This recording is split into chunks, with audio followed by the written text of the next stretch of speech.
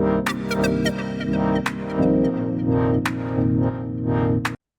everyone, welcome back to my channel SF with AK. This is Aman Kumar and I am a 20 Prime certified Salesforce architect. Let me ask you something. When somebody on your team needs to know what's happening with the deal, where do they actually ask? Well, not in Salesforce. They ask in Slack. They message a colleague and that colleague either knows or tells them to go look it up themselves, which is strange. When you think about it, the system of record is right there. Everyone has a license, and the question still gets asked somewhere else.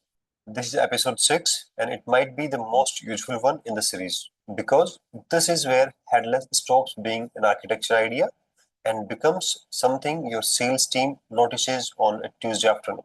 Three things today: Slackbot and what it can now reach on its own, the standard Salesforce connection, no code, no custom build, and where MCP actually fits, which is not where the most people think. So here's the scenario, and tell me honestly whether this has happened in your org or not.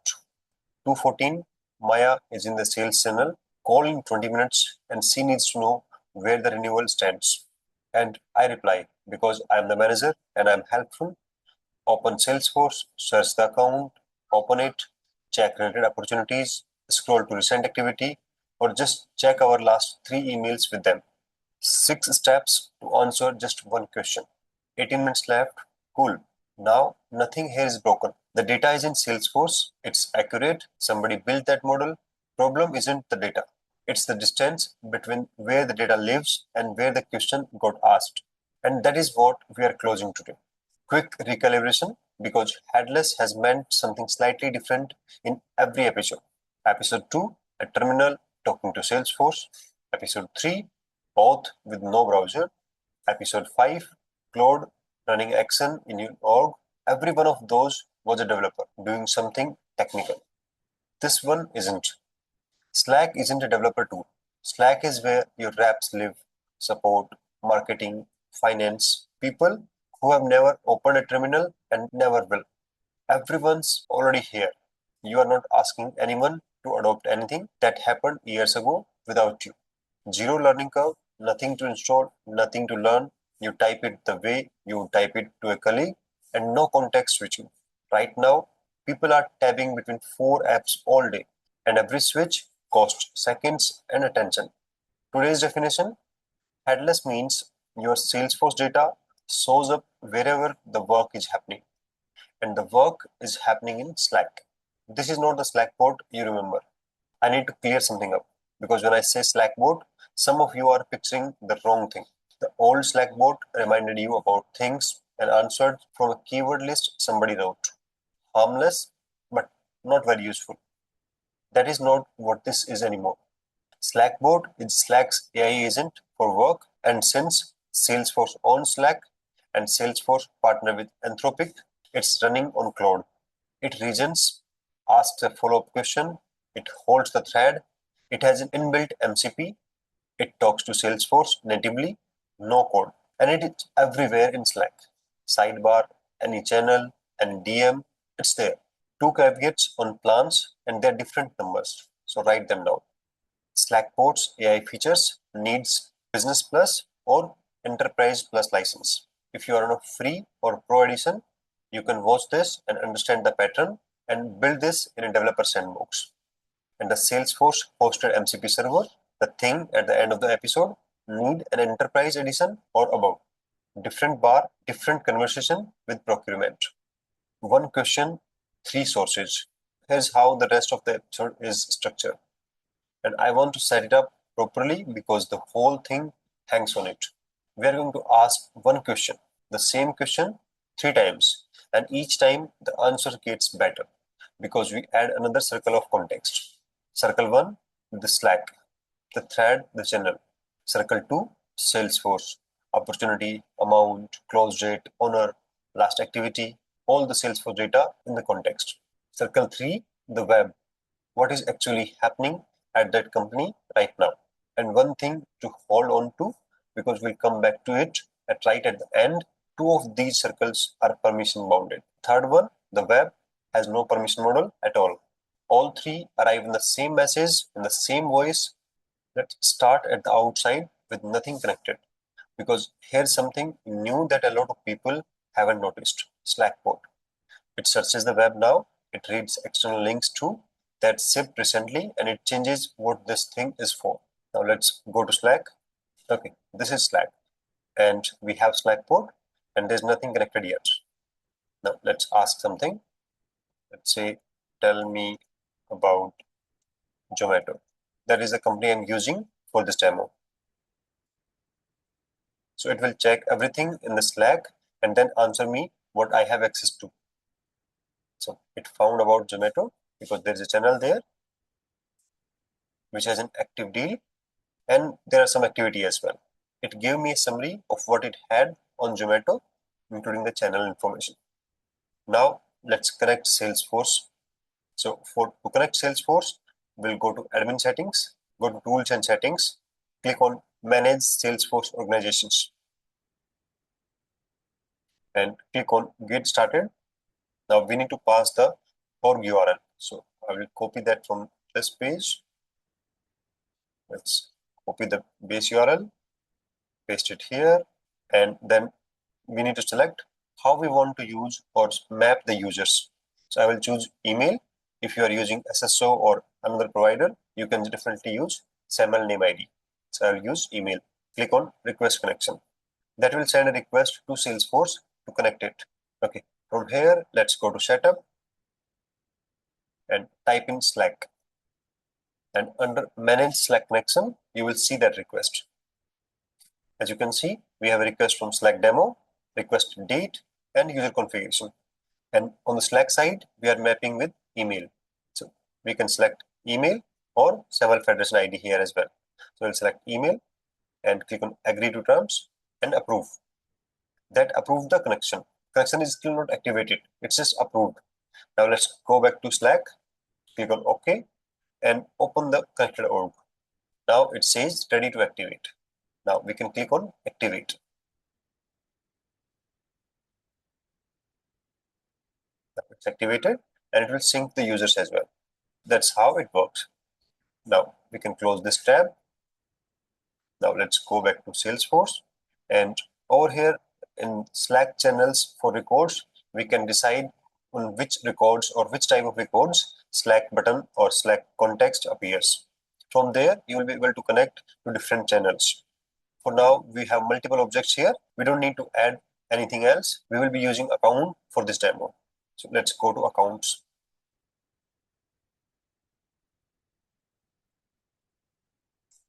And click on Zomato. As you can see, the Slack is not here. So let's refresh the page. And the Slack button is here. Now, if I click on the Slack button, it will automatically fetch the Zomato channel and it will show me whatever the conversation was in the Slack. I can directly converse from here. I can see all the messages that are happening in Slack directly inside Salesforce. And there is another UI for this. So if you want to keep it directly on the page, we can just go to edit page, find Slack here, and drag and drop this component and hit save. Click on go back. And as you can see, now the Slack component is directly embedded on the Lightning page. And if I open another account, you can see the channel is here. Now let's open one which does not have this channel. Let's say this one. As you can see, there's nothing in this. If I type hi here, it will automatically create a channel in Slack. Let's go back to Zomato. Now that we have connected Salesforce, ask the same question again. And this time we can use Slackbot from the top. It already had the conversation. Now let's ask it to find more information from Salesforce. So get me deal info from Salesforce. And as you can see, it's running in the channel itself. And we have the information from Salesforce directly inside Slack.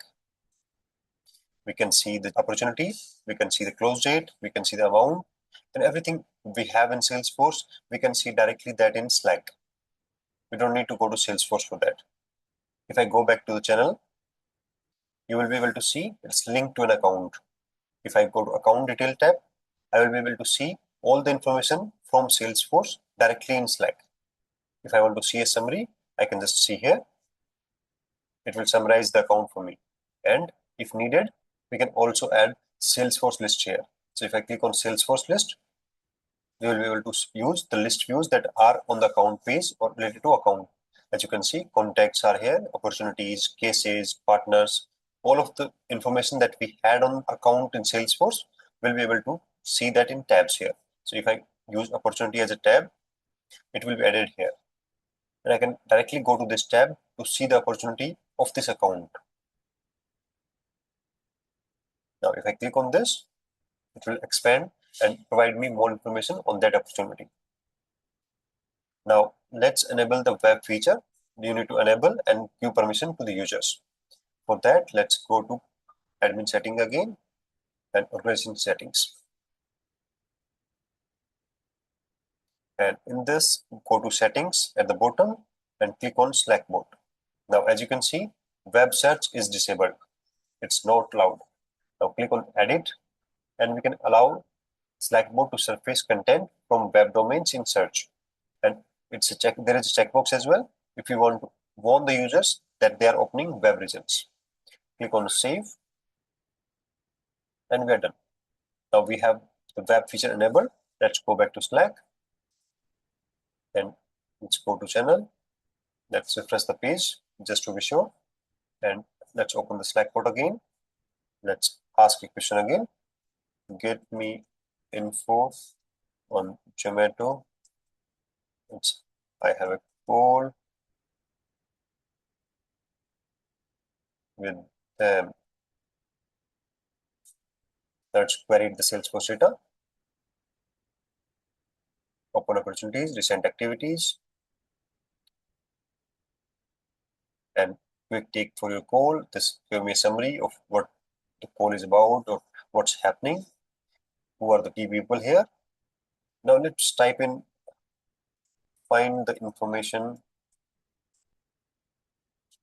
from web on their activity.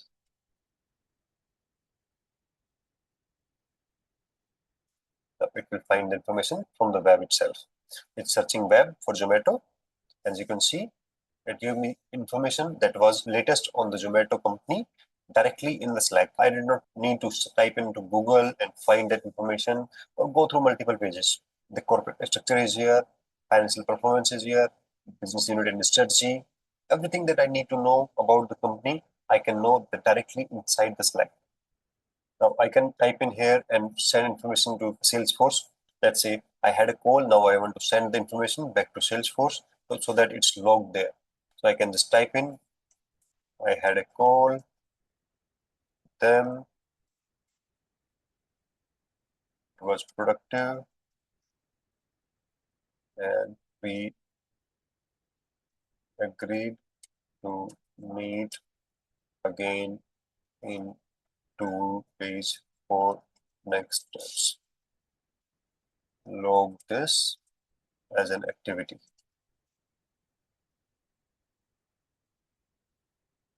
As you can see, it's logging the completed call activity on the Zomato opportunity. Okay, we need to create all. Click on create all. It will create the tasks. Let's create.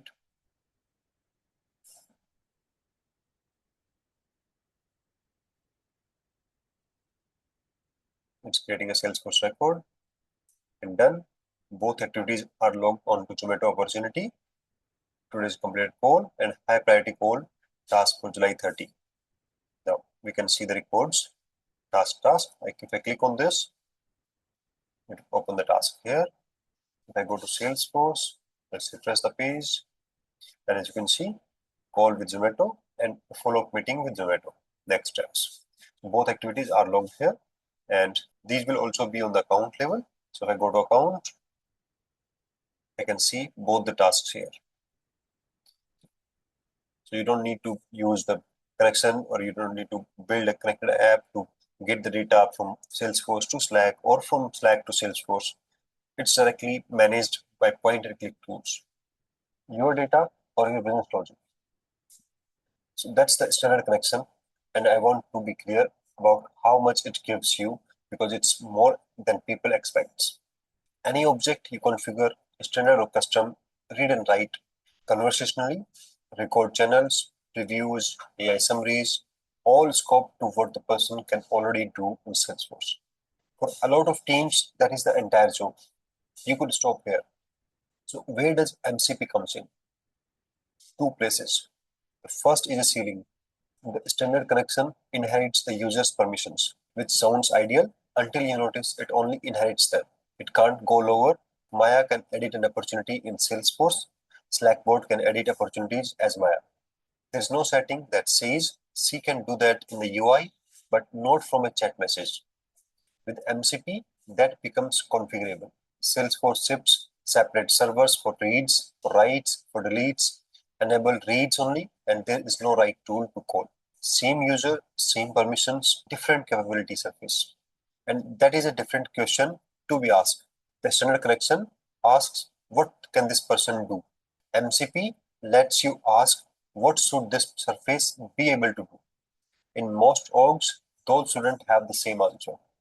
The second is reach. Data 360 for unified customer profiles, Tableau Next for analytics and KPIs, Headless 360 for platform capabilities, and with a custom server, your Apex, your flows, your Agentforce agents, and the last one that matters the most, your discount approval isn't a field, it's a process. So your renewal health check isn't a record, it's a logic you build. A direct field write calls straight past that too. An MCP exposed flow calls it, and the part I like, your users never know which one answered them. They ask, Slackbot picks the tool. The difference isn't in the asking, it's in what is on the menu. And that is an admin decision. Standard connection gives Slackbot your data. MCP gives it your logic. Three patterns to try at work. Once this connection exists, every team finds its own use. Three that pays for themselves in the first week. Pre-call briefings. Before any customer conversation, brief me on this account. Records, activity, channel history, public news in one single message. 60 seconds before you dial, sales and customer support. Take to this immediately. Stand-up reports. Yesterday's wins, the deals that are stuck, written upon request. No dashboard, no report builder. Nobody is exporting to a spreadsheet. Async record updates. Field teams on the road, no laptop, just a phone. Message Slackbot, and it lands in Salesforce. Auditable. This is the one that finally fixes CRM hygiene because you have removed the excuse. One precision point, Slackbot answers when you ask. It doesn't wake up at 9 on its own. If you want that stand-up posted automatically every morning, you wrap it in a Slack workflow on a schedule. 5-minute job, but it's a job. The trust boundary. And the reason I would want you to watch this episode rather than just read the release notes. Salesforce records enforced. Object permissions, field level security, sharing rules on every single code. Slack channel context enforced. Public channels, private channels, you are in your DMs, nothing else. Record previews, and here is a gap. When a record preview appears in a conversation, it is visible to everyone in that conversation. So regardless of their Salesforce permission, same channel, different rule, depending on how the data got there. And web search result, no permission model at all. Unverified, possibly still, possibly a different company with the same name. So go back to that answer Maya got, one paragraph, half of it is auditable, permissioned, traceable to a record ID. The other half is a summary of something a website said, and nothing in the formatting tells her which is which. Grounded is quietly doing two different jobs in that sentence. Grounded in your org means verifiable. Grounded in the web means current. Both useful, very different levels of trust. The preview one you can actually fix. Slack lets you restrict previews to name and object only. That toggle exists for exactly this reason. The web half has no equivalent, so the answer there is a conversation with your team, not a setting. Nobody is talking about this yet, but they will. So let's pull it together. 6 episodes ago, Headless was an idea. Salesforce answering without anyone opening Salesforce. Abstract, a bit developer flavored. Today, it's a wrap, getting the answer she needed in 12 seconds. In the app, she already had from a question, she typed the way she would type it to a person. And the thing to take away, plumbing didn't change. Same org, same objects, same permissions. We only changed the surface, which means the next surface is cheap. Episode 7 is the finale. VS Code, a blank page, and your org. No Salesforce UI, no Slack, no Cloud, just an API code and your data end to end from scratch. If this was helpful, hit the like button. It genuinely helps this find the people who use it. Subscribe for the finale. Thank you, and I will see you in the next one.